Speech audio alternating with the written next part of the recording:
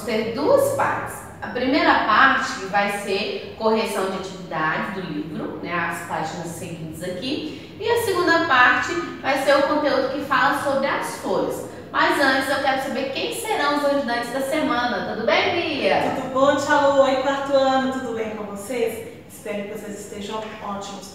Hoje, nessa aula maravilhosa de ciências, né, conteúdo muito gostoso, nós temos como os nossos ajudantes a Maria Luísa Santos, Miguel Lucas e o Igor dos Santos. Pessoal, eu vim trazer para vocês aqui uma atividade bem gostosa. Vou pedir para que vocês tirem uma foto em um lugar bem bonito, com bastante vegetação, desde que seja pequenininha ou grandona ou árvores. Fique à vontade para escolher esse espaço e nos apresente bastante folhas, que é o que nós estamos falando, né? Sobre os seres vivos, e as plantas têm essa função aí, né, Tia Lu, de nos manter saudável, com essa respiração boa, né? Então vocês já sabem as funções, é somente uma foto, tá? Pode mandar no nosso Instagram ou publicar e nos marcar, e não esqueça de marcar a escola. Vou ficar aguardando aí, tá bom? Beijinho, fique com a Tia Lu agora. Tchau, Tia Lu. Obrigada, Bia.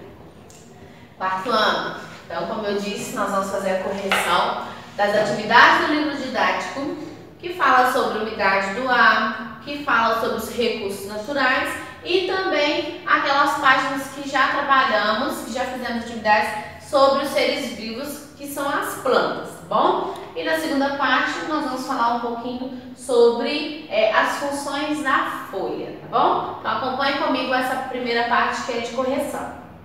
Quarto ano, agora nós vamos corrigir aí a atividade de ciências, que fala sobre umidade do ar, temperatura do ar, né? Vocês já fizeram essa leitura aí. E agora, completando as atividades. O que é umidade do ar? Umidade do ar é a quantidade de vapor de água que existe na atmosfera. Número 2. Complete. A umidade do ar depende da água existente na atmosfera. Então, quanto mais água tiver, maior vai ser a umidade. E a número 3, o que acontece quando um corpo perde ou recebe calor? A temperatura do corpo varia, né? Se ela perde calor, ela pode diminuir. Se ela recebe calor, a temperatura pode aumentar. Como podemos medir a temperatura? Com um aparelho chamado termômetro, né? Então, todo mundo aí já passou por essa situação de medir a temperatura, né? Às vezes tá com mal-estar, pensando que tá com febre, alguma coisa do tipo.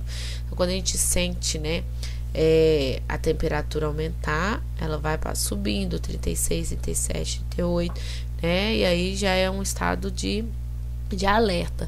E quando ela baixa demais também, 34, 35 também é estado de alerta. Então, para a gente saber a temperatura do corpo, a gente precisa utilizar um termômetro. E existem vários tipos de termômetro aí, né? Na questão 4, leia a reportagem e depois converse com os colegas e o professor.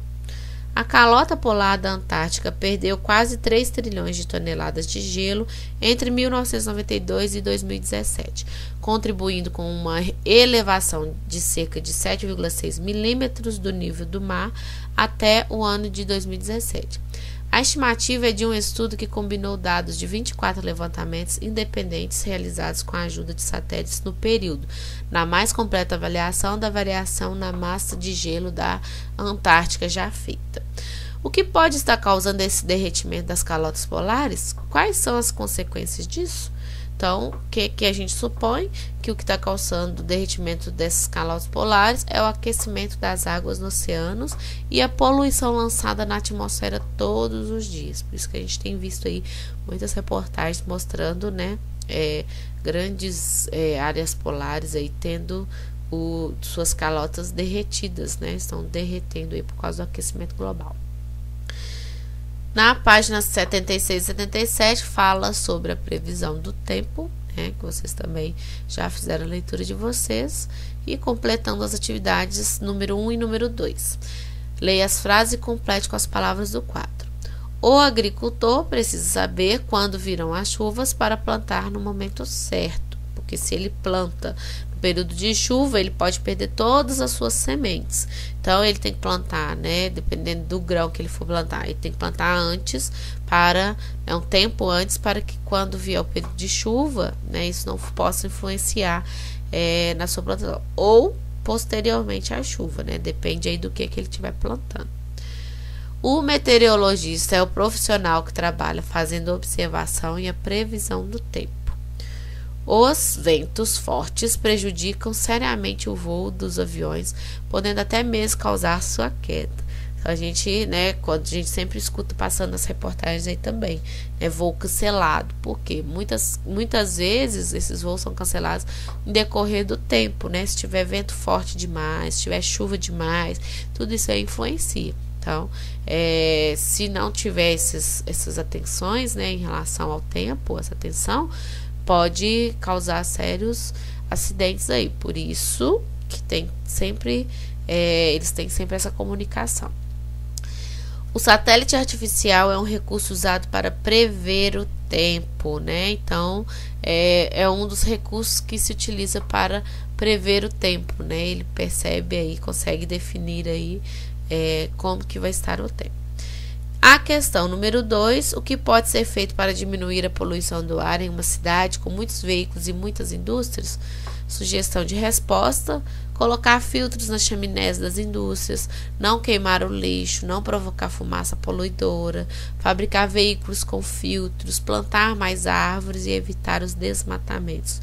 Todas essas atitudes, né, contribuem aí para uma melhor qualidade no meio ambiente, ok? Então, vocês podem colocar a resposta de vocês, mas quem quiser pode buscar aí dentro dessa resposta aí uma direção, tá bom? Agora na página 79, página 80, vocês estão vendo aí o conteúdo que fala sobre a exploração dos recursos naturais, que é aquele conteúdo que a gente discutiu lá na nossa live que ficou gravada lá no Instagram. Então, quem tiver dúvida em relação a esse conteúdo, pode ir lá no Instagram e assistir a live que a gente discutiu esse conteúdo todinho lá na live, tá bom? E aí, para responder as perguntinhas, número 1, a água é um dos recursos mais importantes na natureza. Cite alguns exemplos no uso da água. Bom, existe uma infinidade de exemplos aí. Eu coloquei alguns aqui somente para vocês terem como sugestão de resposta. Então, a gente utiliza a água dentro das nossas casas para cozinhar alimentos, para higiene pessoal, lavar roupas e entre outros aí. Nas indústrias, preparação dos produtos, produção de energia elétrica, tá? Na agricultura, irrigação das plantações, né, lavagem dos produtos, enfim, né, uma infinidade aí de formas de utilização da água. E a número 2, o que os moradores de uma casa podem fazer para economizar a água, também como sugestão de resposta: manter a torneira fechada enquanto ensaboa as vasilhas e ao escovar os dentes, reutilizar a água da máquina para lavar o quintal, né, lavar o terreiro aí, diminuir o tempo de banho, né? Isso também influencia bastante. Deixar a torneira fechada enquanto se ensaboa, né? Enquanto esfrega, quando vai lavar a cabeça, alguma coisa assim do tipo. Então, são atitudes que a gente já vem discutindo aí, né? Desde quando a gente já começa a falar sobre essa questão da conscientização do uso da água. Quarto ano, na página 84 e 85, fala aí sobre os animais silvestres das espécies nativas, que também foram discutidas na nossa live, e os cuidados que nós devemos ter com a água dos rios e dos mares. E também sobre o reflorestamento. Como sugestão de resposta, como que a gente deve fazer para impedir a destruição das matas? Bom, né? Existe uma infinidade de atitudes, mas uma delas é evitar o desmatamento, evitar queimadas, né? Tudo isso aí a gente pode fazer. E como a gente pode evitar a poluição das águas? A gente pode não jogar, né, lixo nas ruas, porque a gente sabe que quando a gente joga lixo nas ruas, a gente está contribuindo, porque esse lixo ele cai dentro dos bueiros, os bueiros levam para os rios, né, e vai poluindo a água toda aí. Então, uma das atitudes é não jogar o lixo em qualquer lugar, né, desprezar nosso lixo no local adequado. E para proteger os animais, né, a gente tem que ter essa atenção naqueles animais que são extintos, né? Não querer criar animal que não faz parte dessa criação doméstica, não alimentar os animais, porque, vamos supor, o mico, por exemplo. O mico, às vezes, a gente acha que está ajudando de dar alimentação assim na nossa casa, mas a verdade não, a gente está fazendo com que ele venha mais para a cidade, e na cidade ele acaba correndo riscos, né? Apesar de que quando isso acontece é porque eles não estão encontrando alimentação nas florestas, mas, né, a gente dar alimentação não é uma forma de proteger esses animais, não, a gente acaba prejudicando, né? Tá tirando ele do seu habitat natural. Pessoal, agora sobre os seres vivos, né? Já é o conteúdo aí que a gente está trabalhando ainda, né? Nós vamos fazer a correção dessas páginas aí e posteriormente, nas próximas aulas, a gente vai continuar discutindo esse assunto aí. Página 94, 95, que fala sobre os tipos de plantas e suas partes e a sua adaptação ao meio ambiente. Parte dos vegetais, né? Também já discutimos. Observe as plantas abaixo. Com relação à planta 1, assinale a opção correta. A planta é terrestre. A raiz dela fica dentro do solo. O caule e as folhas ficam fora do solo. Então, a gente está falando dessa imagem aqui, né? Essa imagem aqui, ó, número 1. Agora, em relação à imagem 2, que é essa daqui, a planta é aquática ou terrestre? Por quê? É uma planta aquática porque ela se desenvolve na água. Onde fica a raiz dela, então? Dentro da água. Em relação ao ambiente onde vive, qual é a principal diferença entre as duas? Exatamente isso. A planta 2 se desenvolve na água e a planta 1 se desenvolve na terra. Uma é aquática e a outra é terrestre. Bem simples, né? E a página 98 fala um pouquinho aí do que é que as plantas necessitam para viver. Nós sabemos que as plantas precisam do ar, da água e da luz do sol para se desenvolver. É muito importante que ela tenha todos esses recursos aí para que ela possa crescer, né, saudável. Se ela não tiver a água que ela precisa, se ela não tiver o ar que ela precisa e se ela não receber a luz do sol, dificilmente ela vai crescer uma planta saudável. E aí a número 1 te pergunta: imagine que você ganhou o vaso de flores ao lado e o que você deve fazer para que a planta não morra? Então, exatamente, é necessário regar a planta, expô-la ao sol e deixá-la em local arejado, porque quando a gente rega, a gente está oferecendo água. Quando a gente expõe ao sol, a gente está oferecendo luz do sol. E deixar em local arejado é para que ela tenha ar. Claro que tudo na medida certa, na medida adequada. E a número 2, observe as plantas a seguir e responda o que se pede. Qual das plantas não recebeu água suficiente? Então, a gente tem aqui a número 1 toda bonita, né? Cheia de vida. E a número 2 já está aí com os galinhos todos murchos aí. Então, qual das plantas não recebeu água suficiente? A planta 2. A planta 1 e 2 são plantas terrestres, né? Porque elas se desenvolvem na terra. E o que aconteceu com a planta que não recebeu água suficiente?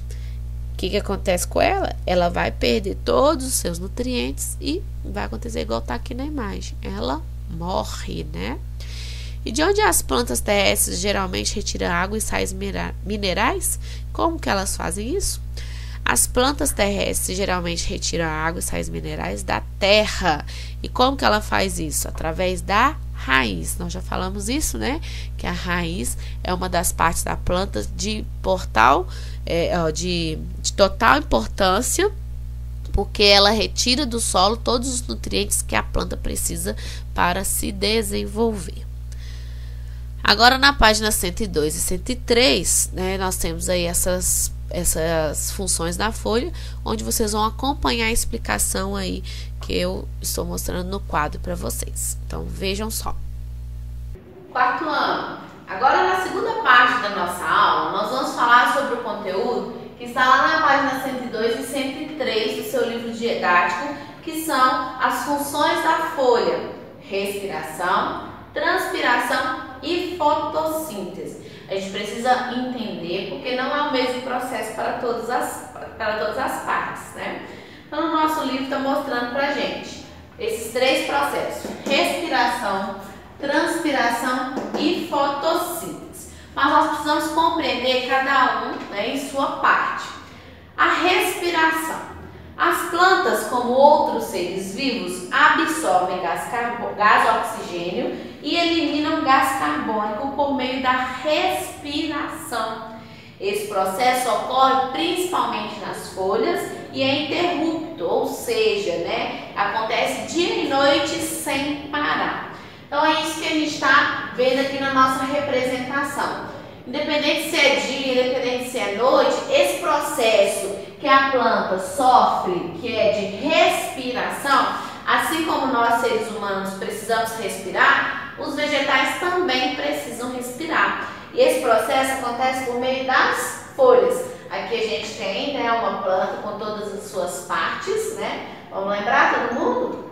Raiz, caule, folhas, flor, né? E as sementes. Nesse caso aqui a gente não tem o fruto, mas temos todas as partes aí. E aí, quando a gente fala de respiração da planta, a gente tem que compreender que a planta, ela respira da mesma forma que a gente. Ela absorve gás oxigênio, ela elimina gás carbônico também. Então, quando a gente está falando do processo de respiração da planta, acontece a absorção de gás oxigênio e eliminação de gás carbônico, tá? Não vamos confundir. Tem o processo de respiração e o processo de alimentação da planta, que é o que a gente vai ver daqui a pouquinho. Mas quando a planta respira, ela também absorve o gás oxigênio. E aí, quando a gente fala de transpiração, é muito fácil a gente perceber quando a planta está transpirando. Assim como nós, quando a gente transpira, o que acontece com o nosso corpo? A gente vai eliminando líquido, né? A gente vai eliminando água através do suor, né? E com as plantas, com os vegetais, acontece a mesma coisa. Vamos observar aí o que está escrito no nosso livro. Quando estão com mais água do que precisam, as plantas eliminam o que sobra pela transpiração, soltando vapor de água no ambiente. Então, as plantas, ela precisa de nutrientes assim como nós, seres humanos. E aí, a partir do momento que a planta está com mais água do que ela necessita, ela elimina esse excesso de água através da transpiração, que são as gotículas de água que a gente vê, que a gente chama de vapor de água, tá? Então, toda vez que vocês verem uma planta aí parecendo que está suada, é exatamente isso que está acontecendo. Ela está eliminando aquele líquido que está em excesso, né? Está eliminando o vapor de água através da transpiração. Agora, na página 103, fala pra gente sobre a fotossíntese. Qual é a diferença da respiração com a fotossíntese? A respiração é exatamente isso que a planta faz. Ela está ingerindo aquele ar, aquele gás que ela precisa para sobreviver. Já a fotossíntese é o processo de alimentação da planta. A gente também não se alimenta, a gente não precisa comer, tomar café, almoçar, porque senão o nosso corpo a gente não aguenta, porque o nosso corpo precisa de nutrientes. Da mesma forma, as plantas também precisam de nutrientes. Vamos ver aí o que o livro coloca pra gente. Quando há luz solar, as plantas fabricam o próprio alimento por meio de um processo chamado fotossíntese. Para que a fotossíntese seja realizada, são necessárias, além da luz do sol, a clorofila, que é a substância verde que a gente encontra nas folhinhas, né? E água e gás carbônico. Então a gente observa aí na figura, né, que tem no livro de vocês, eu fiz uma representação aqui no quadro para a gente compreender. A planta precisa da luz do sol, a planta precisa da clorofila, que é a substância verde, por isso que a pigmentação das folhas geralmente é verde por causa disso, por causa da clorofila, que faz ela ter essa corzinha esverdeada. E ela precisa também de água, né, que ela retira do solo, né, que ela através da raiz, através do caule ali, e faz com que todo esse processo, né, seja chamado de fotossíntese, que é o processo de alimentação da planta. Então, quando a planta alimenta, o que ela faz? Ela absorve a luz do sol, ela absorve a água do solo, ela absorve o gás carbônico. E aí, né, da mesma forma que a gente também elimina, né, a substância do nosso corpo, as plantas também vão eliminar, elas vão liberar o gás oxigênio. Então, no processo de alimentação da planta, no processo de fotossíntese, a planta absorve gás carbônico e elimina gás oxigênio. Vocês já viram falar que quando a gente está em locais que tem muita área verde, o ar é mais puro? Justamente por isso, porque quando a planta está realizando o seu processo de alimentação, ela absorve o gás carbônico e libera o oxigênio, fazendo com que esse lugar tenha essa sensação, que não é só uma sensação, é a realidade, do ar ser mais puro. E esse processo só acontece durante o dia, porque ela precisa da luz do sol. Mas e à noite ela vai morrer? Não. Ela, durante o dia, ela absorve aquilo que ela precisa, né? Ela abastece ali uma carga para depois, quando tiver luz do sol. Pensando, mas e quando estiver chovendo, não tiver sol? Quando a gente fala luz do sol, a gente não está falando diretamente os raios solares, mas a gente quer dizer essa claridade, né? O claro do dia que faz com que ela realize esse processo de alimentação. E aí no nosso livro fala isso com a gente, ó. Como você pode notar, durante a fotossíntese acontece o inverso do que ocorre na respiração, que eu mostrei para vocês. Na fotossíntese, a planta absorve o gás absorve o gás carbônico e libera o gás oxigênio. Portanto, as plantas produzem tanto gás carbônico na respiração como gás oxigênio na fotossíntese. Então a gente pode observar, né? Quando ela respira, ela libera o gás carbônico também, e quando ela se alimenta, ela libera o gás oxigênio, que nós seres humanos precisamos para sobreviver. O gás oxigênio que as plantas liberam para a nossa existência, ok? E aí agora vocês vão fazer as atividades das próximas páginas aí. Tem uma experiência bacana aí que vocês podem fazer, bem tranquila, bem facinho, que é a número 1 aí, que fala da página 104, que pede que vocês coloquem um saco plástico em uma planta. Para quê? Para que serve essa experiência? Para que vocês possam perceber esse processo de transpiração da planta. Então, sempre que vocês verem uma planta que está com gotículas de água, é porque ela está realizando um processo de transpiração. Ou seja, está eliminando aquele líquido, aquela água que não é necessário ao seu corpo, beleza? Certeza que vocês vão sair muito bem nele. Um beijo para vocês e até a próxima. Tchau, tchau!